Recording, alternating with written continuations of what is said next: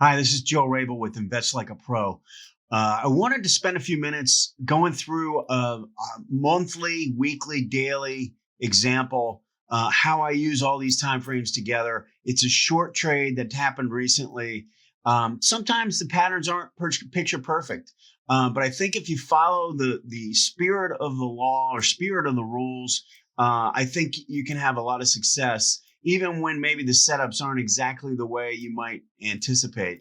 The other thing I would suggest here that we're going to talk about is that sometimes you'll get the trade location and you'll have the pattern starting to develop, but the trigger actually might take a little bit longer. So let me get into this, and I think this will make a lot more sense. We're still looking for high probability trades. That means, I can put a trade on with relatively small risk that I think has pretty good chance of making more than double what I've risked. So this is a chart of Pfizer. On the left side, I've got the monthly chart. On the right side, I've got a weekly.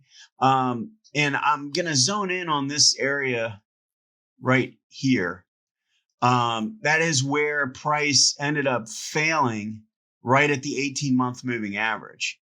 Now, leading up to that, I think it's pretty important to recognize that if I draw a trend line in, um, I'm anticipating something has changed here because the longer term trend had been in place and we violently came down through there, kind of bounced around a little bit, tried to get back above. But during the process of breaking that trend line, the 18-month line rolled over. And if you notice, that was really the first time that price had come up to that line and been rejected by it in quite a long time. So I thought it was a good example. And then if I go down and look at the MACD and look at the timing of when the MACD dropped down through its signal line, you'll see that you already had a pinch play to the downside even prior to this setup this circle that I'm talking about. So there was some damage that was already done to the monthly chart.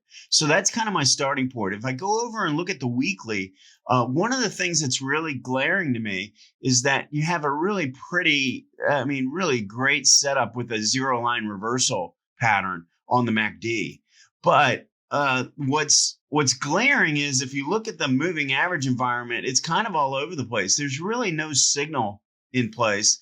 I can't really say that I've got a 1, 2, 3 developing or anything like that. And a lot of times what I've noticed is when you have a one time frame giving you some type of a signal, like this is another pinch play to the downside right at the 18 after a trend line break.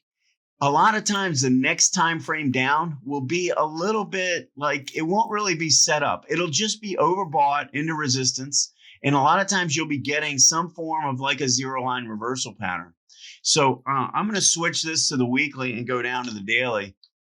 And so this, I think, will make a little bit more sense as we go in. So we know right now the monthly chart has failed at the 18-month line and has started to reverse down where this circled area is.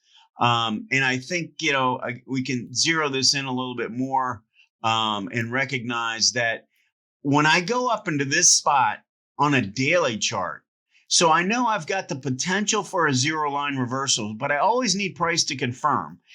You don't expect a zero line reversal to be a trigger pattern. It's really more of it's sort of highlighting to you, okay, I'm in a general area where I could expect a reversal to take place. And most of the time, if I'm going to use a zero line reversal, most of the time, I can draw a trend line on price. But typically, I'm going to go down to a lower time frame and try and find some form of an entry that I think makes sense or gives me some form of a trigger that I think is high probability. In this case, when I look at the daily chart, I did have a trend line break. If I just draw this in, I can put in a trend line here, and I can see that price took out that trend line. But there was no divergence in place prior to it. You had a peak here in MACD, and then you came down, and then you actually made another new high in the MACD, and price went to a new high. So I'm not really seeing the type of divergence that would lead me to want to take a trade maybe on the early side or be more aggressive with this pattern here. So I'm probably going to wait for the first true trigger, trend change or potential trend change. And that would be breaking the trend line, and then you come down. And if you notice, the MACD and its signal line crossed down below the zero level for the first time in several months. And then you get your first pinch play. One higher low here, second one, third one, fourth one, fifth one. Very, very rare to see 5 higher lows in a pinch play. When you have that, those are usually very good signals when you get them. And I think you want to be aware of them, especially when they're taking place after this is the first signal following a zero line cross. So I've got that in place. That is really going to be my trigger. I'm going to come in somewhere underneath the highest bottom, would be underneath this bar here, coming down through here. I'm going to put my stop up above here, and I'm going to go for some targets down below. I know the monthly chart is failing at the monthly chart is failing at the 18-month. I know I've got decent downside based on that. And I know the prior low is way down at 34. So if I sit here, if I'm looking at this as a potential trade, I know my target area is down in this range.